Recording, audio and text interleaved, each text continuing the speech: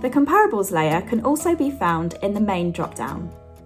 You can either use sold price or pound per square foot values, and you can toggle between metric and imperial units. It's possible to filter by date sold, property type, whether it's a new build, the tenure, and the floor area. A heat map will then automatically be created so that you can get a better idea of the land values in your area of interest. Select the pound per square foot calculator button and it will appear on the left-hand side. You can then create a comparables report by selecting the area you are interested in. Then you can download that report into an editable CSV.